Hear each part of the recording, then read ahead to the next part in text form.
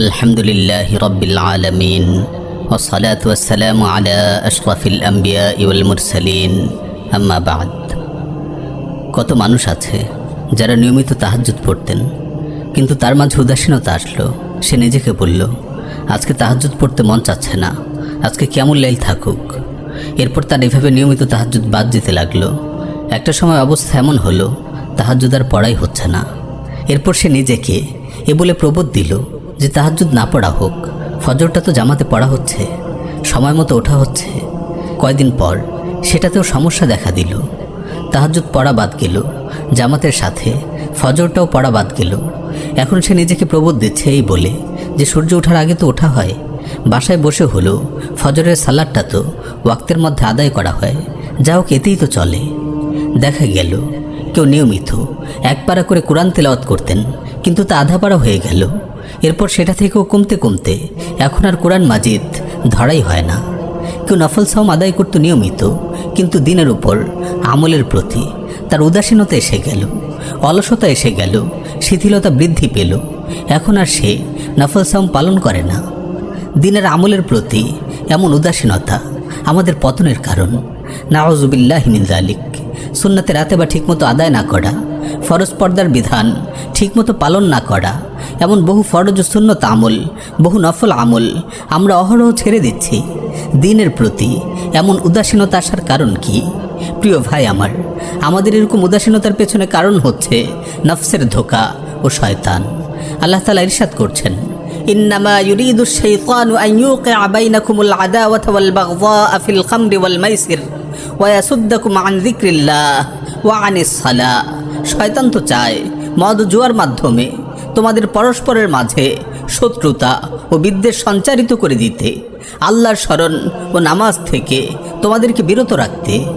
শয়তান চায় আদম সন্তানকে সকল ধরনের ইবাদত ও আনুগত্য থেকে ফিরিয়ে রাখতে, ঈমান জাগানিয়া কাজগুলো থেকে বিরত রাখতে সে প্রাণপণ চেষ্টা করে যায়।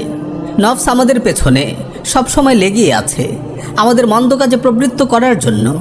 যেমন ইউসুফ আলাইহিস সালাতু ওয়াস সালাম বলেছেন, রাব্বুল আলামিন সেই উক্তি তুলে ধরেছেন কোরআনে, ইন্নান নাফসা লাআম্মারাতুম বিসসু ইল্লা মা রাহিমা রাব্বি। নফস তো মন্দ কাজে প্ররোচিত করতেই থাকে, আমার প্রতিপালক যার প্রতি দয়া করেন সে ছাড়া। দিনের উপর আমল করার প্রতি উদাসীনতার আরেকটি কারণ হলো দিনে সাহচর্য থেকে দূরে থাকা। আবু সাঈদ খুদরি রাদিয়াল্লাহু তাআলা আনহু বর্ণনা করেন, রাসূল সাল্লাল্লাহু আলাইহি ওয়াসাল্লাম ইরশাদ করেন, লা তুসাহিব ইল্লা মুমিনা ওয়া লা ইয়াকুল তাআমাকা ইল্লা তাকিয়্যুন। মুমিন ব্যতীত কারোর সাথে মিশবে না, তোমার খাবার কেবল যেন একজন মুত্তাকী ভক্ষণ করে। তোমার বন্ধু বানাবে কেবল দিনের উপর অটল থাকা ব্যক্তিদের ও নেক ব্যক্তিদের। কাফিরদের সাথে ও মুনাফিকদের সাথে তো মিশবেই না, বরং বদকার মুসলিমদের সাথেও না, কারণ বদকাররা তোমাকে নাফরমানের দিকে ঠেলে দেবে, আর নেককার লোকেরা তোমাকে আল্লাহর দিকে আরও এগিয়ে দেবে, তোমাকে তোমার কাঙ্ক্ষিত গন্তব্যের দিকে আরও অগ্রসর করে দেবে। হাসান আল বসরি রাহিমাহুল্লাহ বলেন, আমার কাছে আমার দিনী ভাইয়েরা পরিবারের চেয়ে বেশি প্রিয়, কারণ পরিবার দুনিয়ার কথা স্মরণ করিয়ে দেয়, আর ভাইয়েরা আখিরাতের কথা স্মরণ করায়। আজকাল দিনে আমলের উদাসীনতার অন্যতম কারণ হচ্ছে সোশ্যাল মিডিয়া। সোশ্যাল মিডিয়ার অহেতুক ব্যবহার, অবিরত স্ক্রলিং করে যাওয়া, ঘন্টার পর ঘন্টা বিভিন্ন চরিত্র বিনষ্টকারী ভিডিও দেখা, শেয়ার দেয়া, এগুলো তো কেবল নিজের ঈমানি অবস্থাকে দুর্বল করে না, বরং অশ্লীলতা ও বেহায়াপনাকে আরও বেশি উচ্চকিত করে। একজন মুমিন অশ্লীলতা ছড়াতে পারে, এটা তো ভাবাই যায় না। রাসূল সাল্লাল্লাহু আলাইহি ওয়াসাল্লাম ইরশাদ করেন, তাইসা আব্দুদ দিনার তাইসা আব্দুদ দিরহাম। ধ্বংস হোক দিনারের গোলাম, ধ্বংস হোক দিরহামের গোলাম। এমন ব্যক্তির চিন্তা জুড়ে থাকে সম্পদ উপার্জন করা, দুনিয়া উপার্জন করা, এটাই তার জন্য সর্বোচ্চ বিষয় হয়ে থাকে। তার প্রথম ও শেষ টার্গেট থাকে এটাই।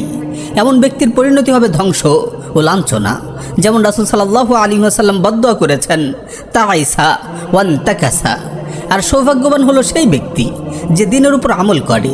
যেমন হাদিসে রাসূল সাল্লাল্লাহু আলাইহি ওয়াসাল্লাম বলেছেন, তুবা লিআবদিন আখিযিন বিইনানি ফারাসিহি ফি সাবিলিল্লাহ আশআসা রাসুহু মুগবাররাতিন কাদামা। ওই বান্দার জন্য সুসংবাদ যে আল্লাহর পথে নিজের ঘোড়ার লাগাম ধরে যুদ্ধরত, যার মাথার কেশ এলোমেলো, যার পদযুগল ধুলিমলিন। প্রিয় ভাই, মানুষের ধন সম্পদের লোভ মানুষকে আমল থেকে দূরে সরায়। যদি কেউ তার সম্পদ বাজেয়াপ্ত হওয়ার ভয় রাখে, সে আল্লাহর রাহে জিহাদ করতে পারে না। যদি তার সম্পদ উপার্জনের প্রবল লিপ্সা থাকে, সে আমলে সময় দিতে পারে না। সম্পদ উপার্জন করতে গিয়ে ন্যূনতম 5 ওয়াক্ত ফরজ সালাতও সে আদায় করতে পারে না। তার জীবনটাই সম্পদের পেছনে ব্যয় হয়ে যায়। প্রিয় ভাই আমার, আপনার বয়স এখন 20, 25 কিংবা 30, কিন্তু তবুও আপনি নিজেকে এখনও আমলে প্রস্তুত করছেন না। আপনার ধারণা এখনও সময় আছে।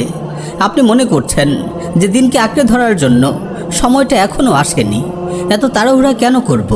আপনি ভাবছেন আপনি তরুণ যুবক, মৃত্যু আপনাকে স্পর্শ করবে না। কিন্তু না, এই চিন্তা একেবারেই ভুল, তা আপনি নিজেও জানেন। তাই আপনাকে বলবো, আসুন, মৃত্যু খুবই নিকটে, আমি তা জানি। এবার আমার এই জানাটা আমার অন্তরে প্রসারিত করি।